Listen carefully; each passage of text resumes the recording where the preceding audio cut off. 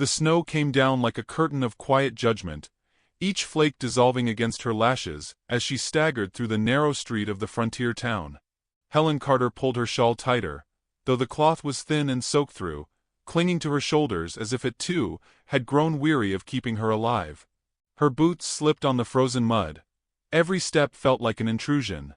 Lanterns glowed in the windows of the saloon and the mercantile, warm light spilling across the snow, but not a single door opened for her. She could feel the eyes behind the glass, the whispers rising like smoke. "That's the widow back again. Beautiful, but worthless without a man. Too fine a face, too poor a pocket." The weight of shame bent her more than the wind. She reached the wooden porch of the store, her breath ragged, her fingers stiff with frost. She pressed a palm to the post, as if to steady herself against the tide of voices that lived in her memory, as much as in the street. It was not hunger that hollowed her, nor cold that set her trembling. It was the long chorus of rejection. She had been Samuel Carter's wife once, her beauty a thing whispered about in envy. But Samuel was buried now, and beauty did not buy bread. In a world where a woman's worth was measured by what she could give a man, she had nothing left to bargain with. A small cluster of townsfolk drifted closer, their boots crunching. Martha Bell, lips thin with pleasure at another's misfortune, spoke loud enough for all to hear. "There she is, back to beg. Shame clings to her like that ragged shawl." A ripple of laughter followed. Helen lowered her head, feeling her cheeks burn though the air was ice. Her voice, when it came, was little more than a thread of breath. "I ain't worth much, sir," she whispered to no one and to everyone, a confession carried off by the wind. Then the saloon doors creaked wide, and the laughter faltered. A figure filled the threshold, tall, broad-shouldered, his bare chest steaming against the snowfall. Nakai Redhawk, the Apache warrior the town feared and scorned, stepped out as though the cold were nothing but another garment to wear.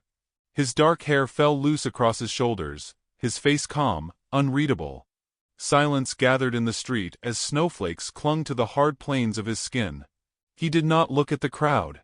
His eyes found her, only her.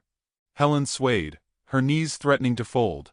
Before she could crumple, he moved, quick as a hawk's shadow. His hand, large and warm, caught her elbow.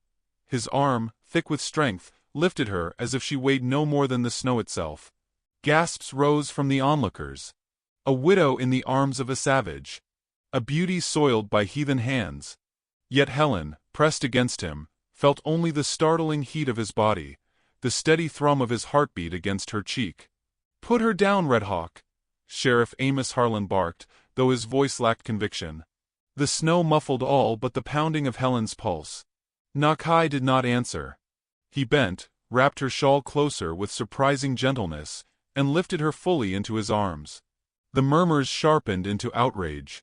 "She don't belong with him. She's desperate, but not that desperate. A disgrace."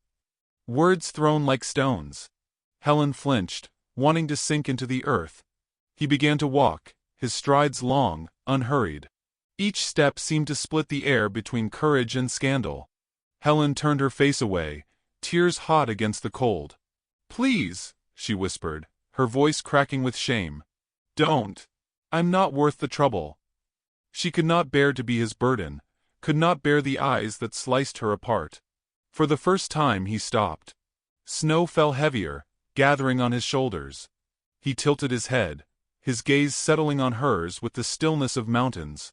His voice, deep and low, held no doubt, no hesitation, only the gravity of truth spoken without need of persuasion. "You're worth everything to me." The words struck harder than the wind, harder than the whispers.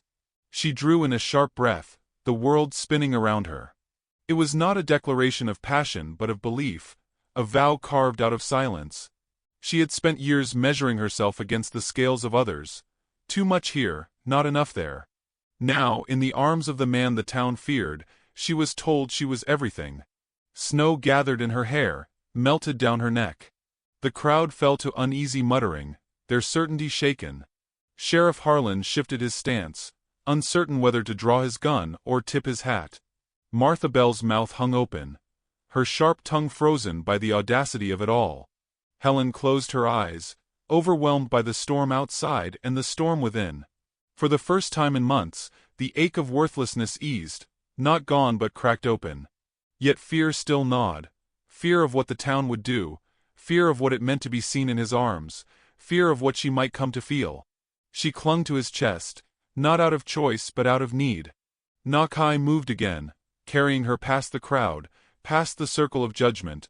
Snow swallowed the sound of his boots, the town's voices fading behind them. Lanterns blurred into smears of gold, swallowed by white night. Helen's breath slowed, her body heavy with exhaustion. She wanted to ask him why, wanted to tell him he was mistaken, that she had no worth to give. But her lips would not move, her heart too raw to risk shattering further. The wind rose, a howl threading through the eaves. He did not falter, did not speak again. His silence was not empty, it was full, carrying a weight she could not yet name. Against her cheek, his skin radiated warmth. Against her despair, his presence radiated something far stranger, a steady faith she had never known. Behind them, the town's whispers lingered like smoke. Ahead, the snow stretched into a vast, uncertain road. She was carried between two worlds, one that had cast her aside and one she did not yet understand. Her eyes fluttered closed as fatigue claimed her. His words echoed in the hollow where shame had lived too long. "You're worth everything to me." She feared them, needed them, and could not forget them. When she woke, she would find herself in his cabin, with firelight painting the walls and judgment pounding at the door. But for now in the storm, she lay cradled in arms that did not doubt her worth, while the world behind them reeled at what it had witnessed. And as the snow thickened, burying the tracks of where they had been, she felt the faintest shift inside herself, like the first crack of ice before the thaw. She did not yet believe him, could not yet accept such grace. But the words had been spoken, and they clung to her as fiercely as the snow clung to her hair. The storm roared, the night deepened, and in the silence between his heartbeats, she wondered if perhaps the worth she thought was lost might yet be found. The cabin was small, half hidden beneath drifts that leaned against its timber walls, but within it breathed a warmth Helen had nearly forgotten existed. Nakai shouldered the door open with her still in his arms, snow spilling in before he kicked it shut with one heavy boot.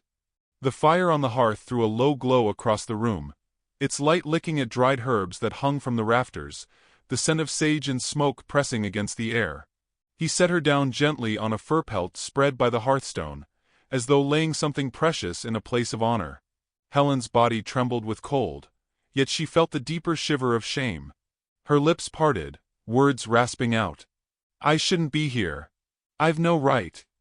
She tried to rise, but her legs betrayed her, buckling.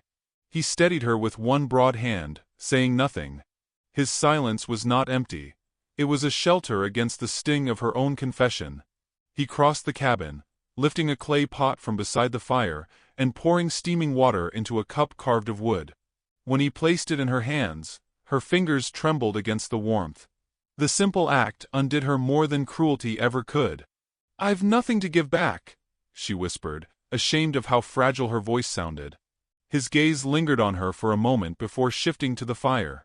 He lowered himself onto a stool, drawing a knife across a strip of rawhide, mending it with steady strokes.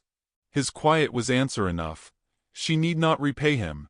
The storm outside deepened, the wind pushing hard at the shutters. The world beyond the walls vanished into whiteness, leaving them suspended in a silence broken only by the hiss of sap in the flames. Helen sipped the hot water, letting it burn down into the hollow she carried in her chest. She wanted to ask him why he had carried her from the street, why he had spoken those impossible words. But she could not force the questions past her lips. Hours bled together. He rose to add wood to the fire, to place bread and dried meat within her reach, to drape a heavy coat across her shoulders when her shivering returned. She, in turn, found herself smoothing a tear in his moccasin when he left it near the fire to dry, her fingers remembering the motions of mending though her pride ached at the intimacy of the act. It was in these small exchanges, a coat laid over, a shoe stitched whole, that something wordless grew between them. But silence was not protection from the voices beyond. On the second day, Sheriff Amos Harlan rode up the snowy path. His knock rattled the cabin door like gunfire. Nakai opened it without a flicker of surprise. The sheriff stood with frost in his beard, his breath hard in the air. "She can't stay here," he said, glancing past Nakai toward Helen. "You know what folk are saying." Helen rose unsteadily, her heart pounding. "I'm only resting," she said quickly, desperate to keep shame from staining him further. "I'll be gone soon." The sheriff's gaze softened for a breath, then hardened again, a man torn between duty and gossip. "The town won't forgive this. A widow in an Apache's cabin, there'll be no place for you after." His words lingered like smoke, cruel not in tone, but in the truth they carried. Nakai said nothing. He closed the door. The sheriff's muttered curses faded into the snow. Helen pressed her hands to her face, fighting back tears. "You see? I ruin everything I touch. I'll only bring you more trouble." Nakai crouched near the fire, his eyes steady on her. He did not argue. He only placed another log on the flames, the sparks leaping high.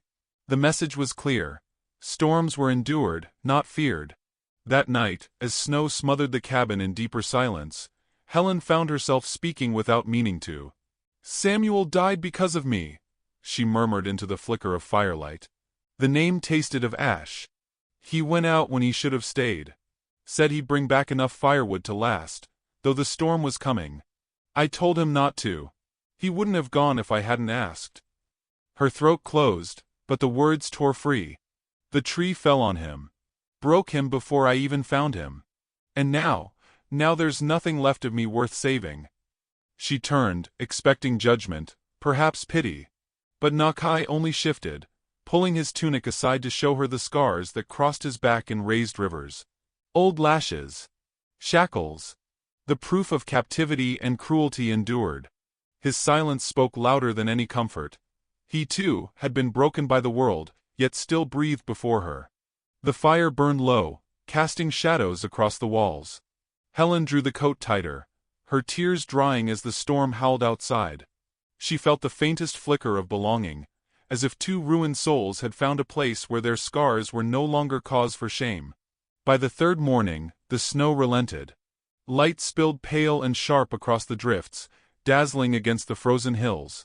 Helen stood at the window, her breath fogging the glass. Behind her, Nakai sharpened a blade, the rasp of steel against stone steady as a heartbeat. She wondered if the world beyond would allow her even a breath of this quiet, if gossip and judgment would tear it apart. She wanted to thank him, to tell him that his silence was the first peace she had known in years. But before the words formed, another sound cut through the air, a hard, insistent knock. She froze, her hand gripping the sill. Nakai rose, his broad frame blocking the door as he opened it. Shadows moved beyond, voices harsh, insistent. Helen caught fragments. "Come back with us. Not safe here. Widow's disgrace." Her heart clenched. They had come not for him, but for her. The fire popped, showering sparks. She turned, trembling, as Nakai's figure loomed in the doorway, the cold spilling around him. His silence had sheltered her, but now it was breaking. The world was at their threshold, demanding a choice she could no longer avoid. Snow muffled the world outside, yet the voices that rose beyond the door were sharp enough to pierce the walls. Helen stood rigid near the hearth, her fingers twisting the edge of the coat Nakai had given her. Each knock rattled through her chest like a verdict already decided. The murmurs swelled until one voice, clipped and stern, broke clear. "Send her out. This ain't her place." Nakai's broad frame filled the doorway. The light from the fire caught on the muscles of his back, on the stillness that radiated from him as he faced the storm and the crowd within it. Helen edged closer, unable to keep still, her breath shallow. She could not see the men beyond, but she felt their judgment pouring in like the cold wind that slipped past Nakai's shoulders. Sheriff Amos Harlan's voice carried next, gravelly with age and authority. "She's a widow of this town, Redhawk. She don't belong with you. Folks are restless already. You keep her here and you'll answer for it." The fire cracked, echoing the tremor in Helen's chest. She wanted to speak, to explain, to tell them it was only shelter, nothing more. But shame sealed her throat, shame that they were right. She did not belong here, not with him, not anywhere.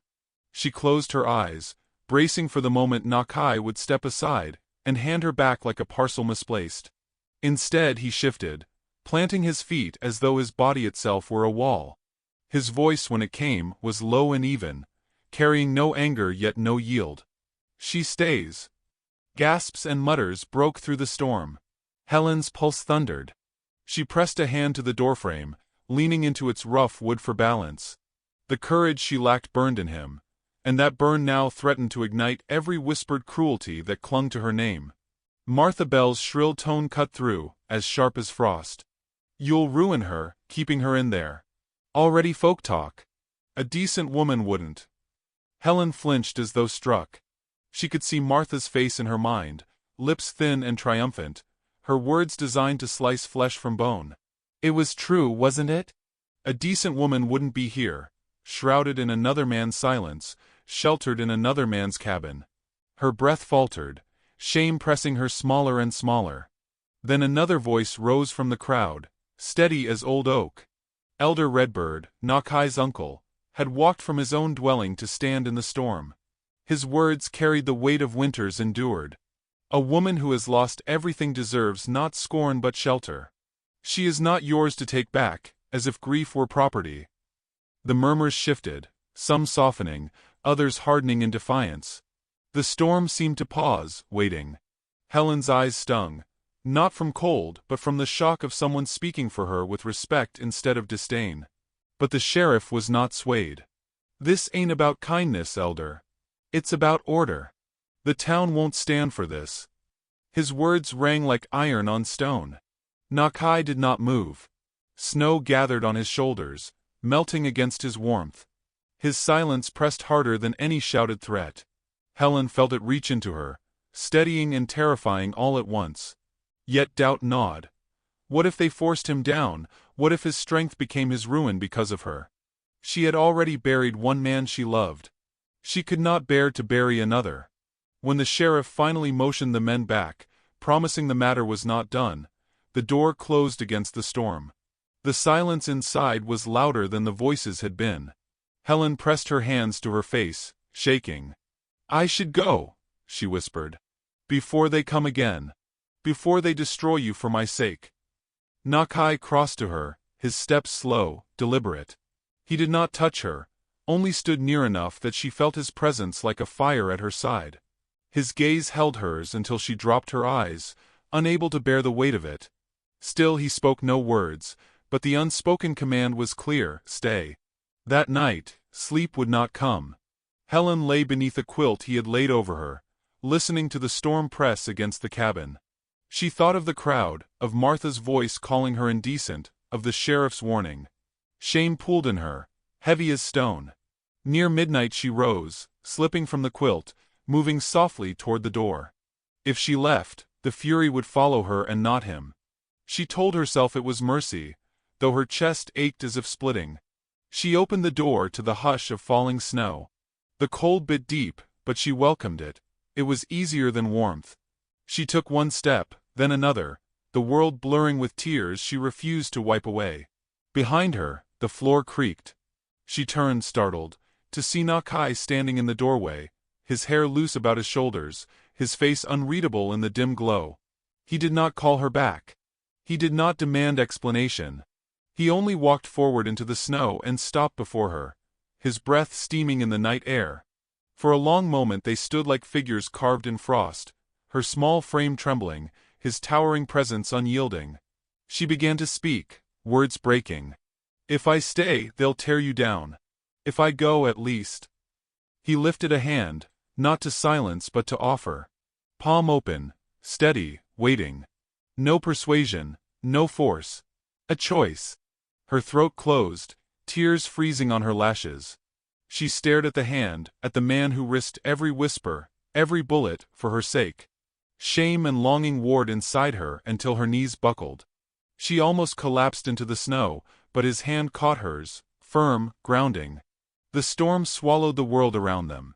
She clung to him, not yet out of belief, but out of desperation. His silence told her all she needed. He would bear the weight, no matter how heavy. And then, slicing the night open, came the crack of gunfire. A shot echoing through the storm, not far, carrying with it the promise of violence yet to come. The shot cracked across the frozen hills, sharp as glass breaking in the night. Helen's body jerked at the sound, her breath vanishing into the storm. Nakai turned his head slightly, listening, his hand tightening around hers. The snow fell heavier, cloaking them in a pale blindness, but the voices came clear. Men shouting, boots crunching over ice, the metallic clatter of rifles. They were not whispers now. They were intent, anger made flesh. Helen's first thought was flight. If she ran into the night, perhaps they would follow her and leave him be. But her knees shook, her heart slammed against her ribs, and she knew the truth. She could not abandon him, not after all he had borne without complaint. Still, shame coiled in her chest. All this fury, all this blood waiting to be spilled, was because of her. The men came into view, lanterns swinging, flames trapped in glass. Snow flared orange in their glow, shadows of rifles slanting across the drifts. Sheriff Harlan trudged at their head, his jaw tight, his breath ragged. Behind him Martha Bell's sharp voice rang out, shriller than the storm. There she is, trailing after him like she belongs. Helen flinched. The words landed like stones. She pressed closer to Nakai's side, yet her voice rose in a broken cry. Stop this. Please, it isn't his doing, it's mine. But the wind tore her confession apart, scattering it before it reached their ears. One of the men leveled his rifle. Step aside, Red Hawk. She comes back with us. Nakai moved forward, placing himself between her, and the muzzles pointed through the storm. He stood shirtless against the blizzard, snow plastered to his hair and shoulders, steam rising faintly from his skin. His silence was not defiance but certainty, a mountain unwilling to bow. The sight of him stirred both awe and rage in the men before him. The first shot cracked. Snow burst at his feet. Helen screamed, clutching his arm, her voice raw. No! Another shot followed, grazing his side. Blood welled hot against the cold, staining the whiteness scarlet. He did not fall. He surged forward, grabbing the barrel of the nearest rifle, twisting it from the man's grasp with brutal strength. The crowd shouted, stumbling back, yet two more raised their guns. Helen threw herself before him without thought, arms wide, her shawl flapping like torn wings. Her voice broke through the storm, ragged with desperation. Stop! You'll kill him for nothing. Her body shook, but she did not move. For the first time, she placed herself as shield instead of shadow. The sheriff's face changed, caught between fury and recognition. The moment stretched, fragile as ice. Then chaos erupted. Shouts, fists, boots slipping on ice, men wrestling rifles away from Nakai's crushing grip. Blood spattered across the snow, red smears blooming like roses in frost. The lantern light swung wildly, casting faces into brief relief. Rage, doubt, fear, shame. Nakai fought with the strength of a storm, his arms battering men aside, his chest rising like a bellows. Yet even he faltered as numbers closed around him. Helen moved among them, frantic, pressing her hands to wounds, crying out. When Sheriff Harlan fell to his knees from a blow, blood streaming down his temple, she knelt beside him instinctively, tearing her shawl to bind the cut. He blinked up at her in disbelief. This woman he had scorned now holding his life in her trembling hands.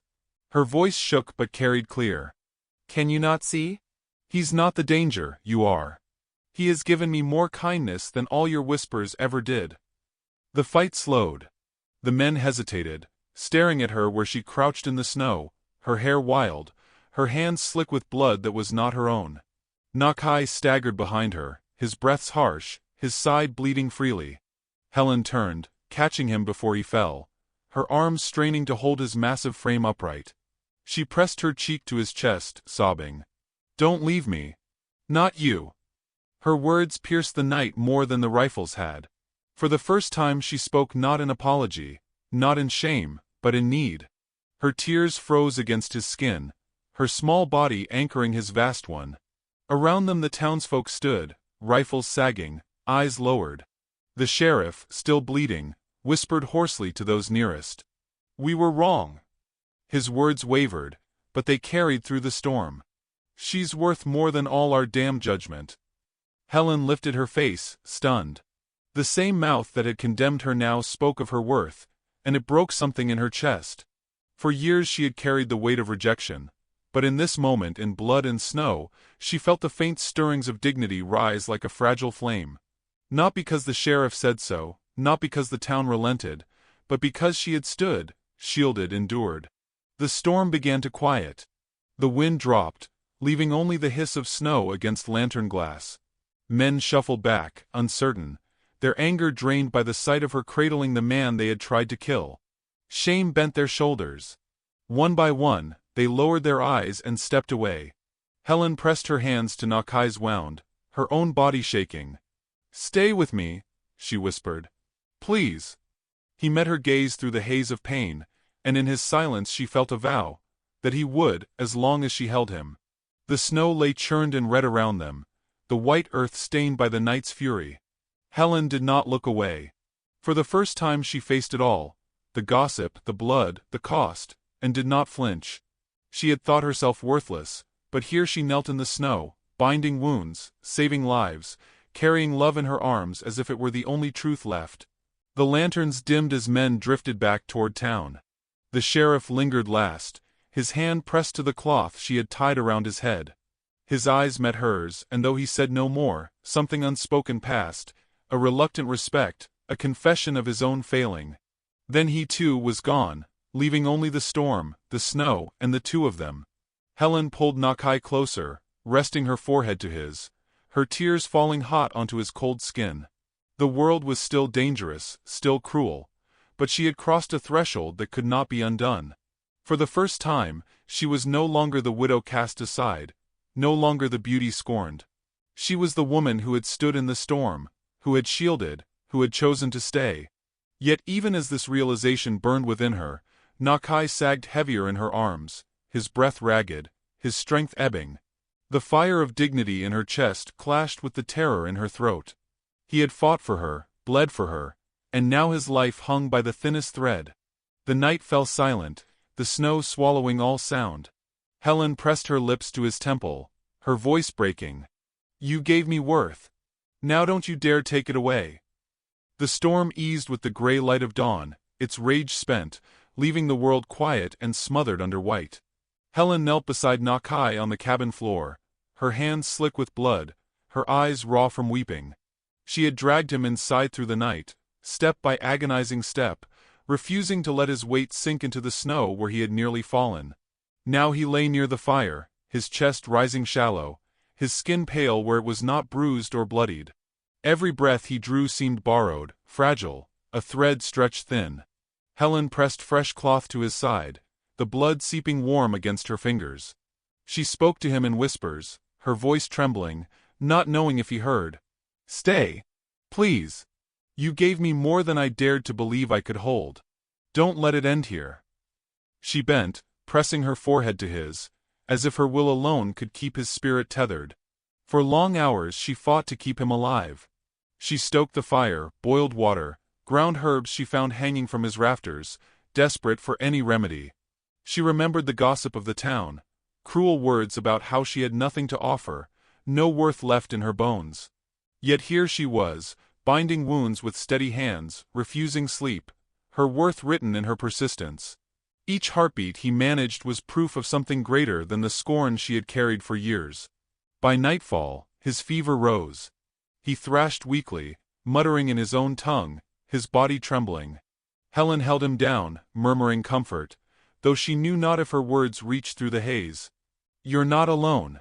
You never will be again. Not while I have breath."